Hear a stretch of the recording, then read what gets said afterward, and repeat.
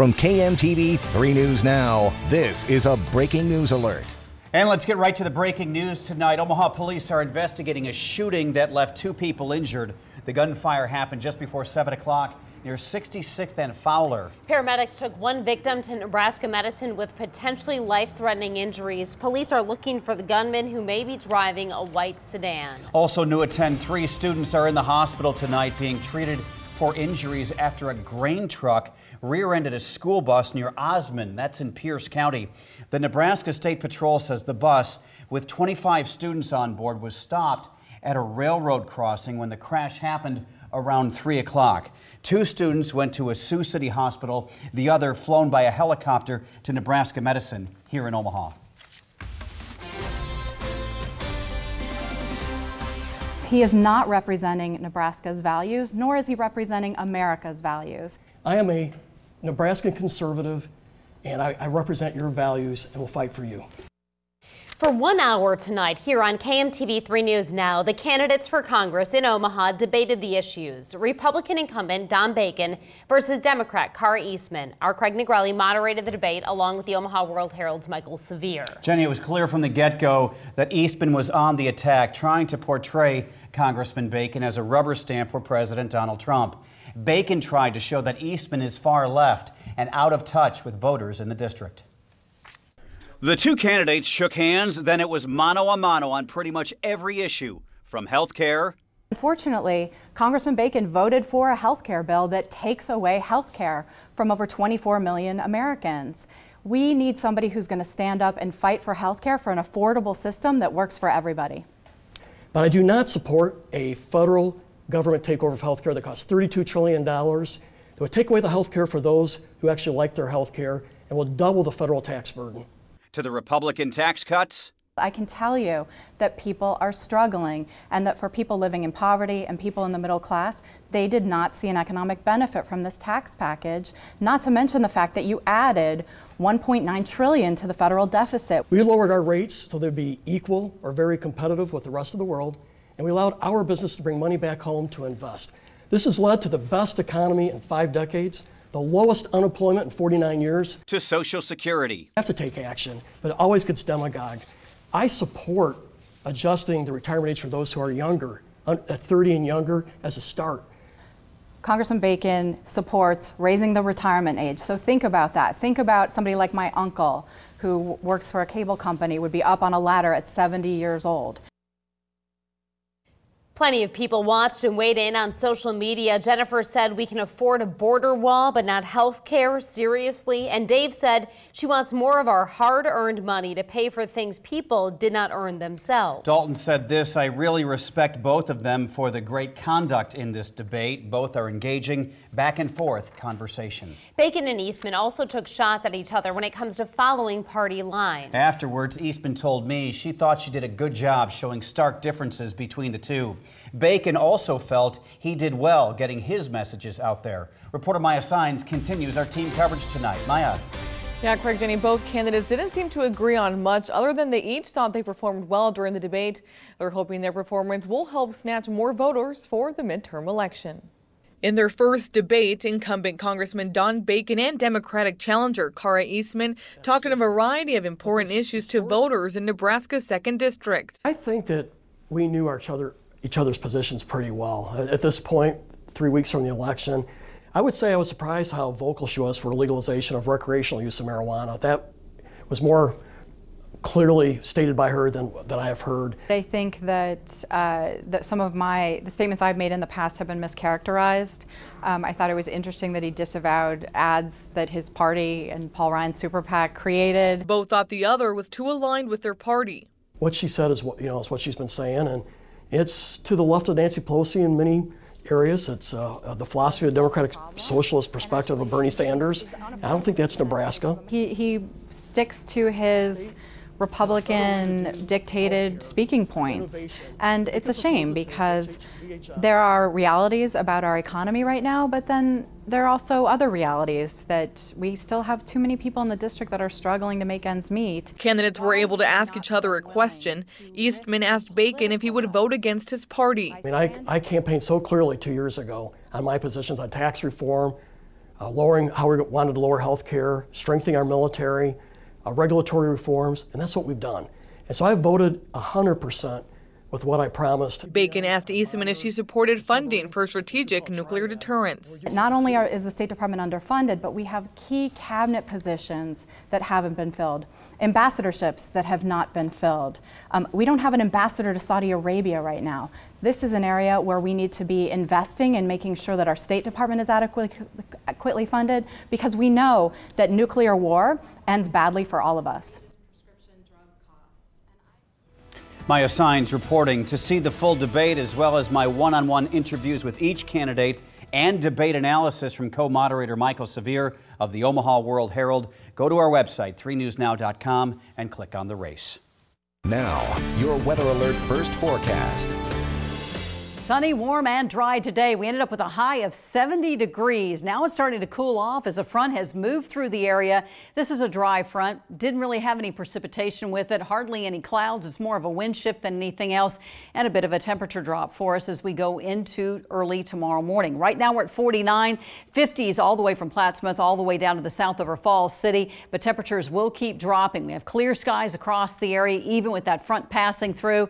Again, some mid to high level clouds today, and that has been about it. So in the morning we start off with 38. We'll jump up to 40 by around 8 a.m. Winds will be light, skies will be clear. I'll let you know what that means for our afternoon high temperatures. And even as we head into the weekend, there's a couple more fronts that I'm tracking. Tonight, other local governments in the Omaha area are considering changes to their fireworks laws after the city of Omaha toughened its rules for the neighborhood blasts and booms. Well, some call fireworks a 4th of July tradition. Others say the explosions are harmful to veterans and pets. Reporter Alex McClune has what some areas are considering. Leaders in Sarpy County and the city of Ralston are addressing the noise that comes with fireworks. During Tuesday's Sarpy County board meeting, members began discussing what changes they can make. Sarpy County wants to make changes to put limits on fireworks use. Instead of going through the legislature, commissioners are looking at putting the rules under the county's Disturbing the Peace ordinance. Sarpy County right now, you can go out at night and shoot fireworks off all night long. There's no control over that. Commissioners like Jim Warren have gotten complaints about the explosives. As a result, the county may limit the use of fireworks to 8 a.m. to 10 p.m. from June 25th through July 3rd, on July 4th from 8 a.m. until 11 p.m., and on December 31st from 8 a.m. until 1 a.m. What this does is simply says, here's the periods of time you can do it, and these are the hours that it would be done. Pat Sullivan opposes the drafted times because it's still light out in the summer, and the proposed jail time of up to 3 months for violating the ordinance. It's fireworks. I don't think it's that big of a deal. I could see a $100 fine or a progressive fine if you had multiple charges. But a 3-month jail sentence over fireworks seems pretty extreme to me. The Ralston City Council also discussed looking into drafting fireworks restrictions during its meeting Tuesday night. They did not take any action. In studio, Alex McClune, 3 News Now. And what's driving you crazy tonight, a project on Cass Street has been extended for another 2 weeks. Eastbound traffic between North 75th and 74th is being shifted to the center lane. Work should wrap up on October 30th, weather permitting.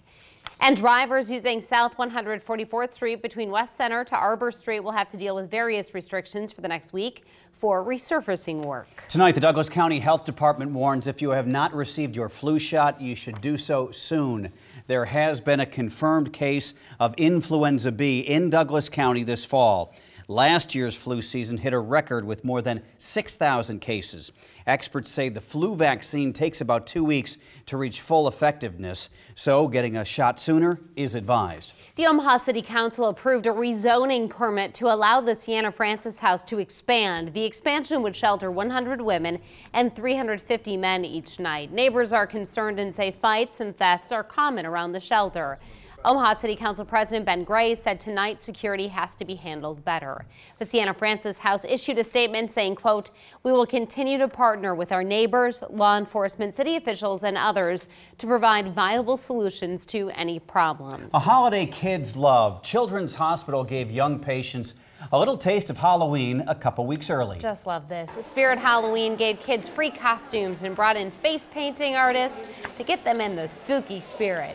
Parents told us they appreciate the effort to bring some normalcy to the kids there. That is neat. A tragic duck boat crash during a storm in Branson, Missouri this past summer killed 17 people. New developments tonight in the legal case. And an incredible rescue in Florida. Who helped a woman after a train slammed into her car?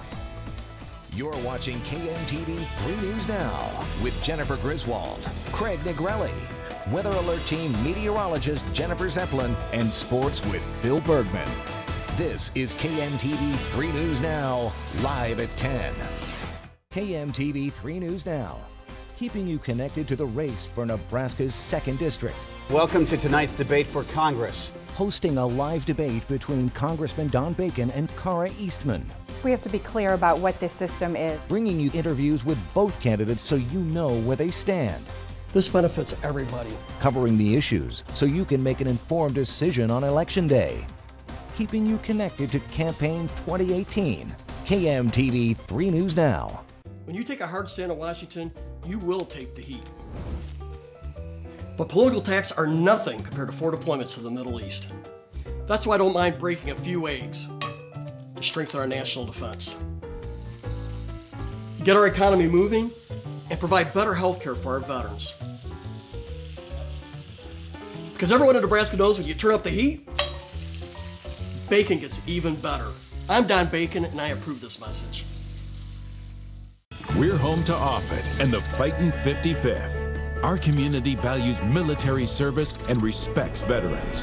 Cara Eastman is too radical to represent us. Eastman supports the Iranian deal that gave billions to the leading funder of terrorism. Iran chants death to America, yet Eastman still supports the deal that put them on the path to nuclear weapons. Cara Eastman is dangerous. Congressional Leadership Fund is responsible for the content of this advertising.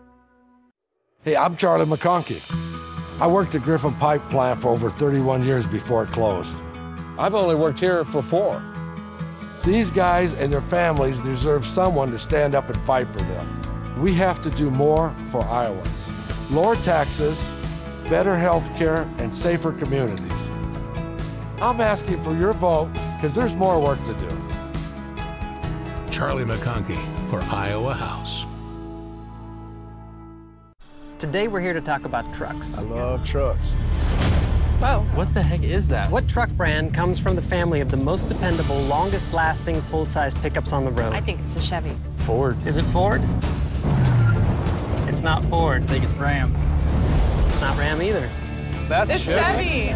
Gorgeous. Current qualified GM lessees can get this Silverado All-Star for around $229 a month.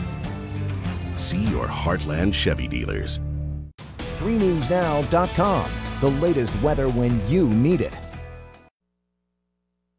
A Florida woman is in the hospital tonight after a moving train hit her car. Good Samaritans at the scene helped free her from the wreckage. Deputies say the 56-year-old got stuck on the tracks and panicked, seeing the train approaching. After the crash that crumbled her car, as you saw there, rescuers rushed in to help. They were able to free her and keep her calm until paramedics arrived. Wow. Police in Philadelphia had to break up a brawl involving as many as 200 students. When officers arrived, the situation turned into a small riot.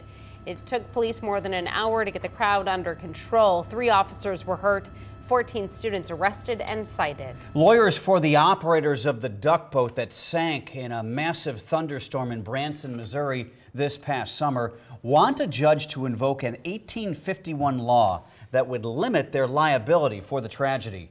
17 people died when the amphibious vehicle took on water and went under. Victims' families have filed lawsuits. A survivor called today's move incredibly hurtful and insensitive. Cold front has moved across the area. We'll be unseasonably cool as we head into Wednesday, but a couple more systems will be impacting us over the next few days. I'll let you know how that will impact your weekend plans coming up after the break.